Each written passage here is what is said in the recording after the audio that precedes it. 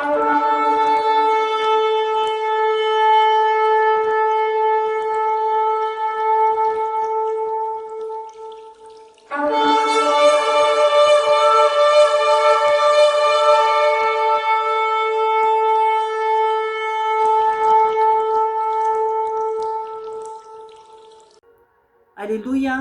mbola faly miaraba anareo eran-tany aho anio atalata fahenina ny volana mai 2025.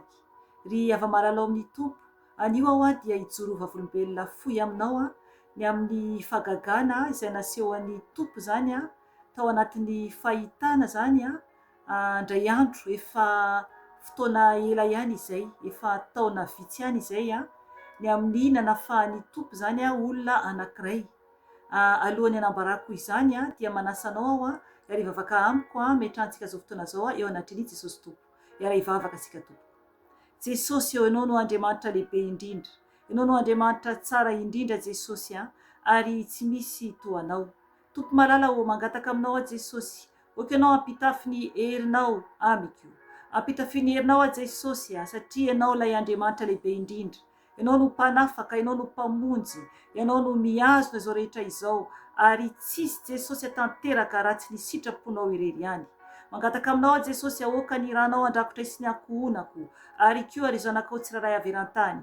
Ka miny anaranao Jesosy no andidiko sy androahako ny asa maty satana rehetra, zana-tsipika izay mitady alefany hanafika anay dia adorako amin'ny ranao zany Jesosy, satria ny ranao dia afa mandevina mandany ny fahavalo rehetra ka tsy ambinina izany, tsy mahakasika anay zany Jesosy fa ianao no mandahafo manodidina anay.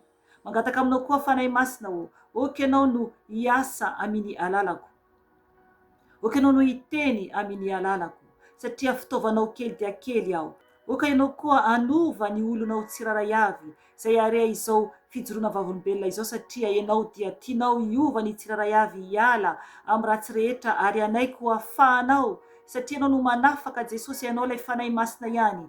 Ka mangataka aminao fanahy masina iray, oka ianao hiasa tanteraka amin'ny olona tsiraray avy mba hiverina aminao ny zanakao izay mbola nivelany vala. Ka misaotra anao Jesosy ny voninahitra ny eo anao dia ho anao rery ihany hatramin'ny taloha indrindra sy ankehitriny ary ho mandrakizay doria. Amen. Ry ava-malalao amin'ny tompo, anio aho dia hijoro vavolombelona fohy aminao mba alalanao zany ny amin'ny herin'Andriamanitra amintsika ary koa tena atsapahanao fa ny fahavalo dia tsy faly amintsika ary ny fahavalo dia mamatotra ny fahavalo satria matoa ny ten'Andriamanitra manambara hoe koa raha ny zanaka no afaka anareo dia ho afaka tokoa ianareo. Jesosy no nanambaran'izay teny izay any amin'ny bokin'ny Jaona 4:5-7. Jesosy mihitsy no niteny hoe koa raha ny zanaka no afaka anareo dia ho afaka tokoa ianareo. Amen. Matoa Jesosy niteny an'io teny io dia misy zany ao ny mitazona antsika satria izy no manafaka izany. Ry havana indray andro efa taona maro izay dia nisy zany olona anankiray izay. Io olona io zany dia tena hoe nitady zany hoe anafahany tompo azy zany. Dia ny zavatra niseho zany tamin'izay fotoana zany tsy nieritreritra mihitsy hoe anao délivrance zany à distance. Fa zavatra niseho zany dia indray andro zany resaka taminazy ako amin'ny alalan'ny telefona izany. Dia hitako anatin'ny fahitana fa voafatotra zany ny tongony. Hitako zao mihitsy zany le izy nampahafantarin'ny tompo ahy nampahafantarin'ny fanahy masina tamiko satria fanahy masina mantsy no mampiseho dia zava-miafina izany. Dia hitako zany ny tongotra n'io olona io, ny tongony anankiray ankavia, azavaiko tsara mihitsy le izy hitako zany ny tongony anankiray ankavia eo amin'ny tongony eo ambany misy zany rojo vy zany. Dia ilay rojo vy tena hoe matevina be dia misy ohatran'ireny boribory be maintimainty ireny zany amin'ny faran'ilay rojo vy. Raha ohatra zany ianao ka efa nahita olona ilay asehon'ny olona amin'ilay migadra ireny dia misy rojo vy matevina be ny amin'ny tongotr'ilay olona na amin'ilay tanan'ilay olona zany dia ilay izy zany amin'ny tongotr'ilay olona zany no hitako misy rojo vy eo amin'ny tongony eo ambany eo zany anankiray zany izy io dia matevina be zany le rojo vy dia tsy tena lava be zany le rojo vy fa misy boribory maintimainty be zany no mipetaka amin'ilay rojo vy zany. Zany hoe mihazona zany an'ilay tongotr'ilay olona zany raha mamindra zany ilay olona dia ohatrany hoe mitarika zany izy ny tongo satria io rojo vy io zany no mitana ny tongo zany rehefa mamindra zany izy. Ry havana, naseho any fanay masina tamiko zany tamin'ny fotoana io zany a ny tongotra ilay olona voafatotry ny rojo vy. De tena matevina be hoy aho a ilay rojo vy mitazona ny tongony. Dia noho ny avy eo zany a noho ny efa vita zany ny resako tamin'ilay olona, de za zany tsy niteny taminazy hanao délivrance azy, fa tonga zany dia nanao délivrance à distance zany a noho ny efa avy niresaka tamin'ilay olona, satria tena tsapako hoe nijaly be zany ilay olona io a, ary tena hoe nila zany a ao nanao ny asa fanafahana zany tamin'io fotoana io. De noho ny avy eo a niteny tamin'ilay olona zany a, tsy tadidiko hoe tamin'ny fotoana iny ihany ve taorian'ny délivrance sa ny ampitson'iny ny tompo no mahalala, fa tsy tadidiko tso satria fa tena efa nitaonany maro ilay izy a. Dia noteneniko zany ilay olona ny amin'ny zavatra hitako sy ny baiko ny fanahy masina tamin'ny délivrance izay natao. Ry havana, tamin'ny fotoana io dia niteny ilay olona hoe nahatsapa izy zany hoe maivana, tsapa zafa ny zavatra hoe afaka zany taminy. Ry havana, tsy ny olombelona akory no manafaka, fa Jesosy mihitsy no manafaka. Izy no mampiseho ny zavatra miafina izay tsy fantatsika. Oko fantatsika tsara fa ny devoly dia mpangalatra ary mpamono ary mpamitaka. Ny angalary ny devoly dia ny fanahintsika. Ny fanahintsika.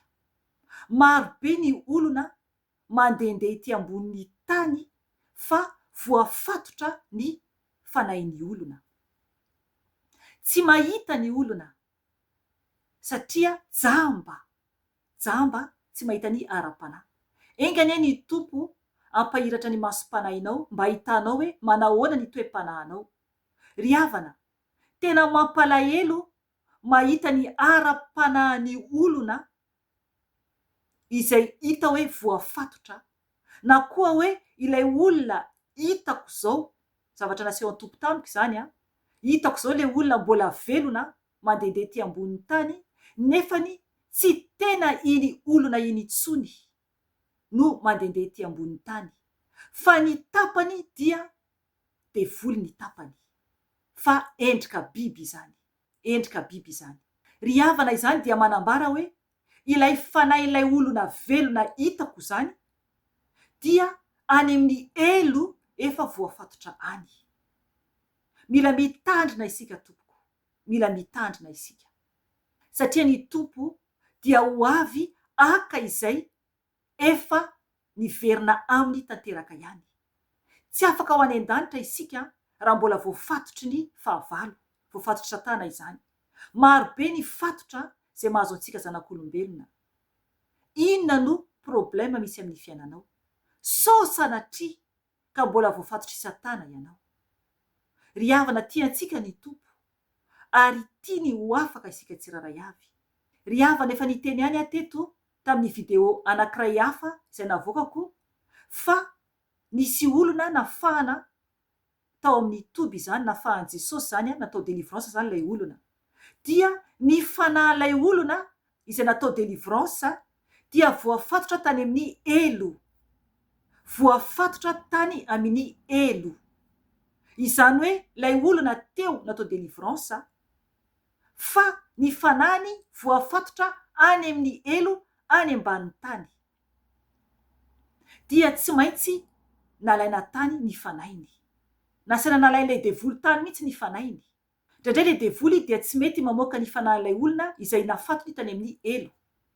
Fa ny tompo mihitsy no angatahina mandeha maka ny fanahin'ilay olona any amin'ny elo. Ry havana, sao sanatria ka voafatotra ny fanahinao.